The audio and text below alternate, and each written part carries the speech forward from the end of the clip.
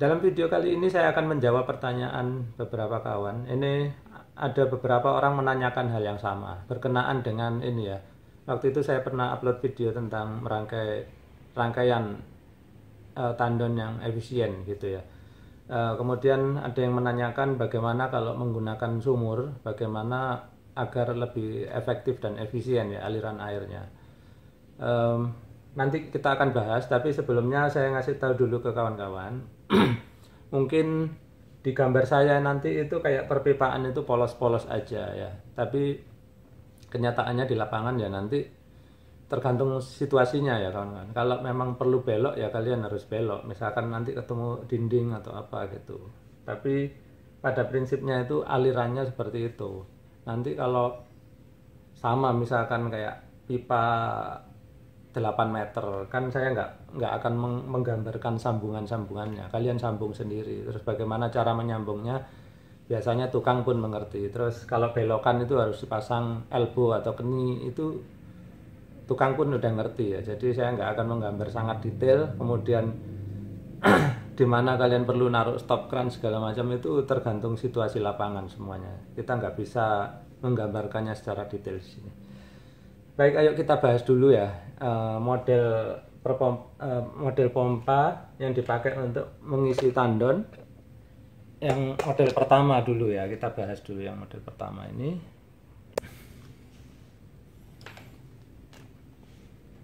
Bisa kita lihat di sini ada sumur, kemudian di sini ada pompa, kemudian ini toren atau tandon, tempat menyimpan air. Lalu baru di sini adalah pemakaian. Saya cukup gambarkan satu keran aja ya, kawan-kawan jangan bingung. Terserah di sini mau 3 keran ya, kamar mandi, dapur, sumur dan lain-lain. Oke, alirannya bagaimana gitu ya. Nah, ini yang perlu saya jelaskan komponen-komponen utama biar kawan-kawan nggak bingung nanti. Pertama, dari sumur air akan dipompa ya, ditarik oleh pompa ini. Jangan lupa selalu di ujung pipa hisap itu dipasangkan foot clamp atau foot valve. Kemudian di bawahnya selalu ada saringannya sehingga kalau ada kotoran tidak akan masuk ke pompa. Air dihisap oleh pompa, kemudian air akan dipompakan naik ke tandon atau toren ya. Nah, kemudian untuk mematikan ya, nanti air ini kan akan penuh nih di tandon atau toren ini akan penuh. Nah, nanti untuk siapa yang akan mematikan pompa kalau penuh ya kan, agar otomatis maka kita memasangkan ini float switch ya. Kawan-kawan kalau pengen tahu cara kerja float switch secara detail saya udah pernah membahasnya. Kemudian float switch ini dia nanti kalau airnya udah penuh, 2 pelampung ini akan terangkat, lalu float switch ini akan memutus aliran listrik ke pompa. Nah, cara merangkainya kalian cari tahu sendiri. Suatu saat mungkin akan saya bahas kalau ada yang bertanya ya. Nah, intinya float switch ini untuk mengontrol pipa. Kalau air tandon udah penuh, dia akan mematikan pompa. Dah gitu ya. Kemudian dari tandon atau toren ini baru air digunakan untuk pemakaian lah apa aja sana. Oke, ini rangkaian yang basic ya, yang dasar, yang sangat sederhana, yang kebanyakan orang memakainya. Tetapi seperti saya bilang, ini mungkin cukup efisien tapi nggak terlalu efektif. Maksudnya apa efektif itu? Kalau kawan-kawan membuka keran di sini, airnya pasti tekanannya kecil ya. Karena apa? Ketinggian toren atau tandon itu terbatas ya. Kalian nggak mungkin bikin tower sampai tingginya 20 meter atau 30 meter ya. Paling tinggi juga 4 meter ya. Udah mahal itu bikin bangunan-bangunannya. Nah, karena ini paling ketinggiannya misalkan cuma 4 meter, maka tekanan air di sini nggak akan terlalu kencang ya. Jadi airnya lemah kalau kalian buka. Nah, makanya saya menawarkan bagaimana aliran yang lebih efektif gitu. Ini udah efisien menurut saya, tapi nggak efektif apa? Karena kalau kita buka pelan airnya ya, kita kan maunya air dibuka itu kencang alirannya gitu. Nah, selanjutnya kita akan melihat perpipaan yang menurut saya lebih efektif gitu ya. Aliran air di pemakaian akan kencang. Seperti apa? Ayo kita lihat sini. Nah, dengan konstruksi dasar yang sama ya, konstruksi dasar yang sama. Ini nanti akan menghasilkan perbedaan. Mari kita lihat. Konstruksinya nggak berubah, semuanya tetap kecuali satu. Lihat, pipanya ini ditambah ke sini ya. Kita bypass. Di sini lihat, ini di bypass seperti itu. Nah, kita lihat dulu ya ceritanya apa yang terjadi. Seperti biasa, selalu ya dari ujung pompa melalui foot clap, kemudian air akan dihisap masuk ke pompa ini. Ya, kemudian pompa ini memompakan air. Nah, ini langsung dicabang. Satu langsung ke pemakaian, satu lagi naik ke tandon atau toren. Nah, di sini kita melakukan dua hal sekaligus. Yang pertama kita mengisi tandon ini. Yang kedua kita bisa memakainya, air langsung dari sumur ini kita bisa langsung memakainya. Sehingga tekanan di sini relatif jauh lebih kuat daripada di sini. Kenapa? Karena tekanan air pompa itu biasanya minimal itu 1 atm. Minimal ya. Bisa yang pompa jet pump segala macam itu bisa besar alirannya. Nah, 1 atm itu setara dengan ketinggian toren 10 meter. Bayangkan. Ini tadi cuma 4 meter ya. Jadi kita seperti punya toren setinggi 10 meter. Jadi lumayan kencang air di sini keluar. Nah, tugas sampingannya tadi yaitu mengisi tandon ini. Nah, kemudian mungkin ada yang bertanya ya. Lalu untuk apa Pak kita mengisi tandon atau toren di sini? Kalau kita bisa pompa langsung, kenapa harus ngisi ke sini gitu ya? Nah, ini adalah fungsinya untuk emergency. Misalkan ya, pompa nggak bisa jalan karena listrik mati. Kemudian yang kedua, kalau sumur airnya pas lagi habis misalkan. Nah, kita lihat apa yang terjadi kalau pompa lagi mati atau air sumur habis, sehingga intinya tidak ada suplai air ke sini.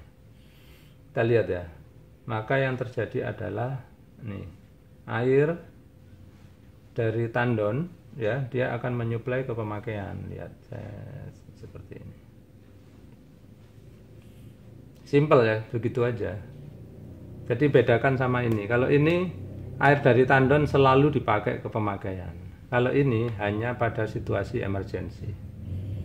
Nanti pasti ada yang nanya juga, Pak, kalau gitu ini jarang dipakai, nanti airnya basi atau apa gitu ya kata.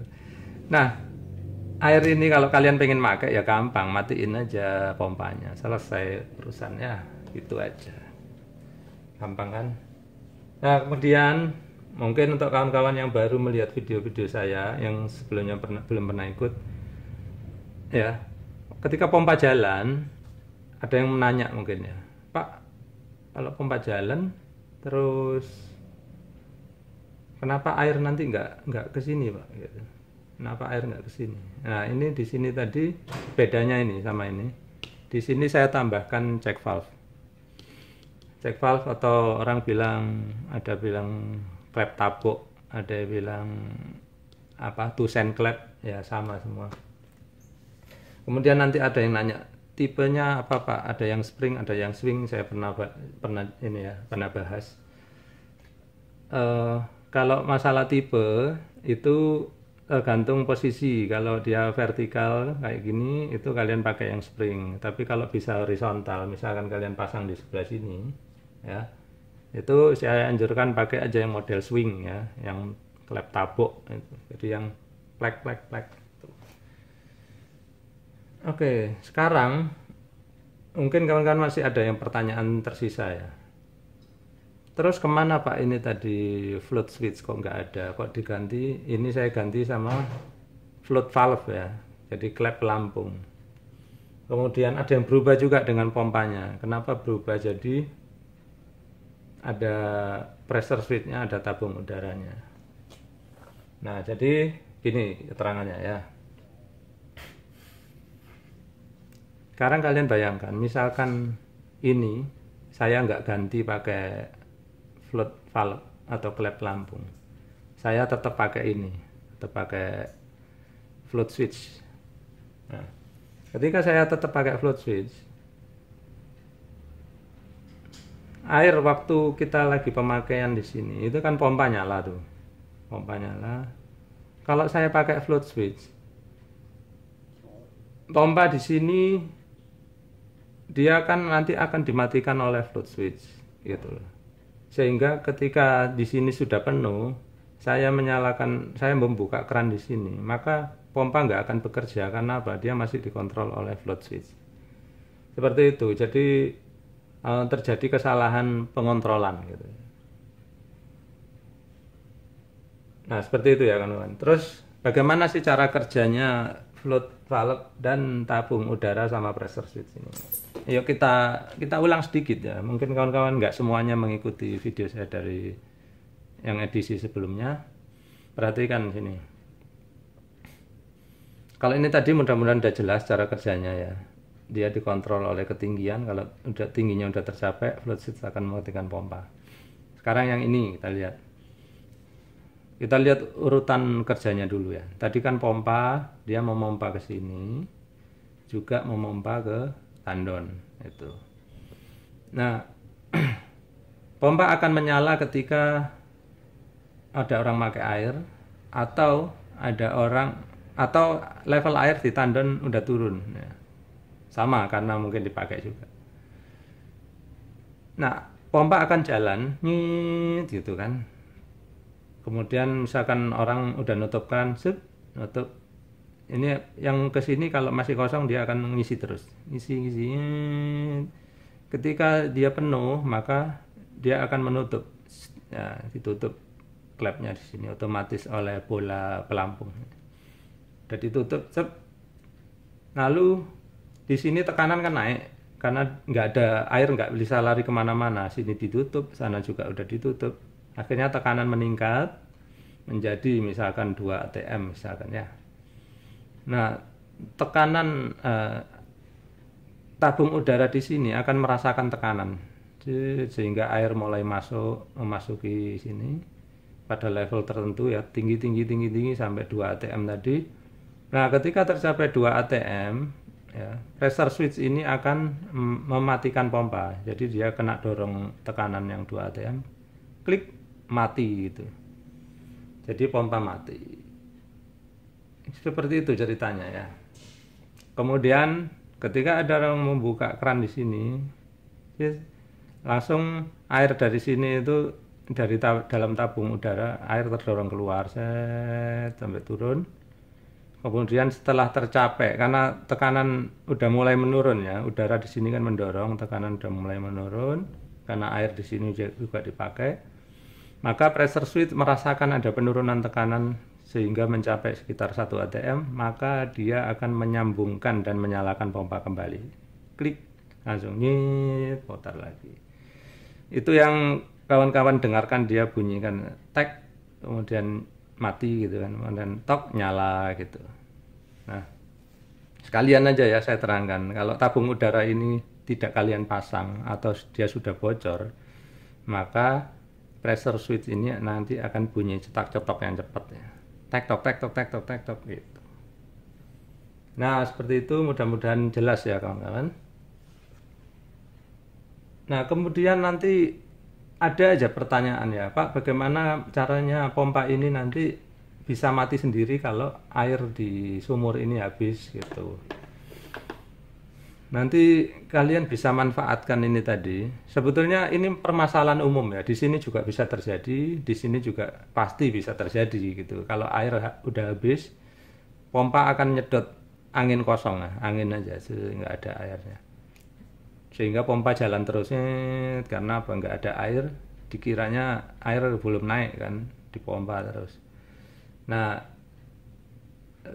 dulu biasanya orang itu ngontrolnya manual ya, orang lihat airnya udah habis ya udah matikan pompa. Tapi kalau Anda nggak mau begitu, kalian bisa manfaatkan float switch di sini, dimanfaatkan sebagai alat untuk mematikan pompa di sini. Ini belum pernah saya bahas secara spesifik atau mendetail. Kalau kalian ingin kita bahas secara mendetail, nanti suatu saat akan saya bahas. Nah, prinsipnya itu ya, perpindahan sistem dari perpipaan ya, dari yang model konvensional seperti ini sama ke model yang lebih efektif seperti ini. Jadi prinsipnya di sini tadi itu kita memanfaatkan pompa ini untuk keperluan sehari-hari ya. Tidak hanya untuk mengisi tandon. Seperti itu. Tentu saja kerja pompa akan lebih sering karena tiap kali orang buka keran dia akan nyala. Kalau di sini kan dia hanya untuk ngisi tandon. Sebetulnya sama, cuman frekuensinya di sini lebih jarang karena dia akan tandon kalau penuh dia mati, kalau dia udah hampir kosong dia nyala. Tapi kalau di sini setiap kali orang buka keran dia akan menyala. Frekuensinya lebih sering. Tapi secara keseluruhan sama saja ya. Ininya apa? Pemakaian listriknya sama aja secara keseluruhan. Kemudian, nah ini kalau kawan-kawan karena perpipaannya mungkin udah terlanjur seperti ini, kemudian pengen diubah seperti ini, prinsipnya ya seperti itu tadi. Kalian tambahkan check valve di sini, tambahkan bypass pipa di sini, kemudian pompanya harus dijalankan memakai pressure switch dan tabung udara. Nah, kemudian kalau kalian belum punya ini, baru merencanakan ya, misalkan rumah kalian sekarang lagi dibangun, terus pengen punya sistem yang seperti ini, jangan seperti ini bikinnya ya, karena ini tadi kan modifikasi dari yang sudah ada. Nah, kalau kalian memang belum punya ya perpipaannya, yang ini jangan di sini gitu. Saya hapus ya. Mendingan kalian langsung aja di sini apa itu? Ya, di bypass ini. Jangan lupa selalu dipasang check valve di sini.